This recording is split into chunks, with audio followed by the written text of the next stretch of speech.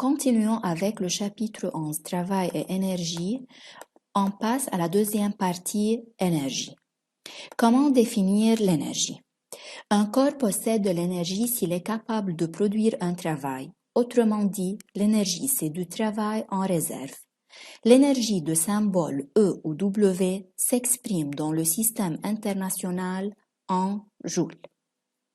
L'énergie peut se présenter sous formes différentes comme l'énergie électrique, chimique, thermique, mécanique, nucléaire, rayonnante, etc. En revenant à la définition de l'énergie, on trouve qu'elle est reliée directement au travail. Alors, quelle est cette relation? Si on effectue un travail sur un corps, le corps alors reçoit de l'énergie. Son énergie par suite totale va augmenter. Si le corps effectue lui-même un travail, il perd de l'énergie. Son énergie totale va alors diminuer.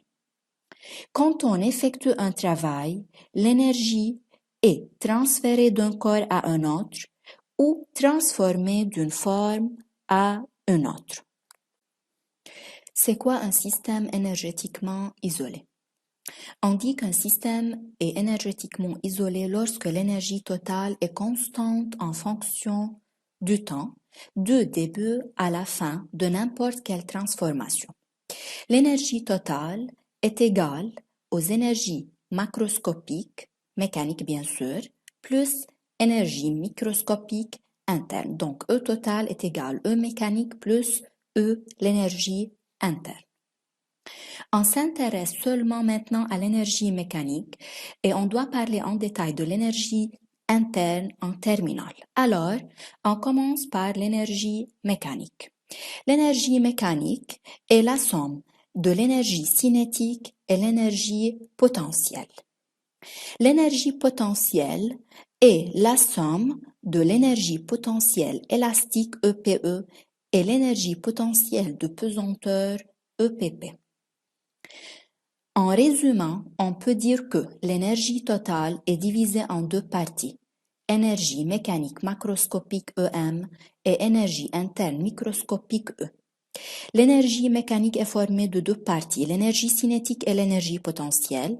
Et de même, l'énergie potentielle est divisée en deux parties, potentiel élastique et potentiel de pesanteur. Donc, on peut dire que l'énergie mécanique est égale à l'énergie cinétique plus EPE plus EPP. L'énergie cinétique.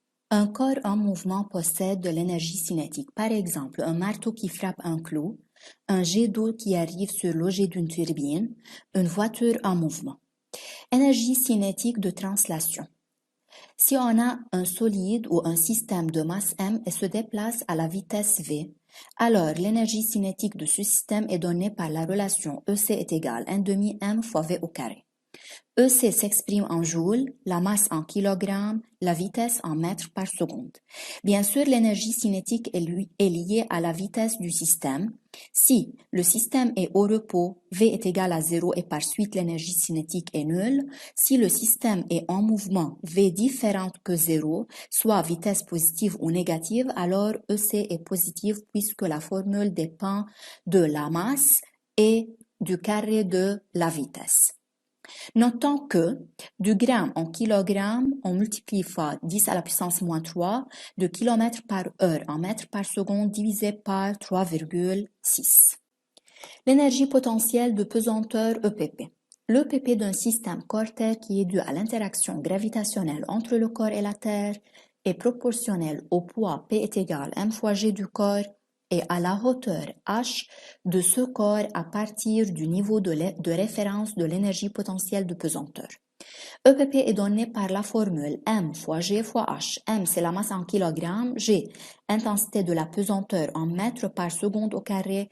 H, c'est la hauteur du centre de gravité du solide par rapport au niveau de référence en mètres. Le niveau de référence de l'EPP est le plan horizontal dans lequel EPP est égal à 0. L'énergie potentielle de pesanteur est liée à la hauteur h à partir du niveau de référence. Prendre comme exemple le système balle-terre. Si la balle est au-dessus du niveau de référence, EPP est positive, est égal à mg fois h. Si la balle se trouve sur le niveau de référence, dans ce cas, h est égal à 0 et par suite EPP est égal à 0.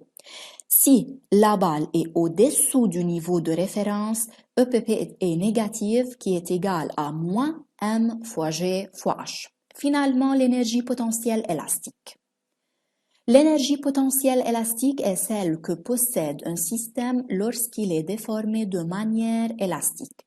Comme exemple, arc tendu, ressort comprimé ou allongé, une balle qui rebondit. Merci pour votre attention.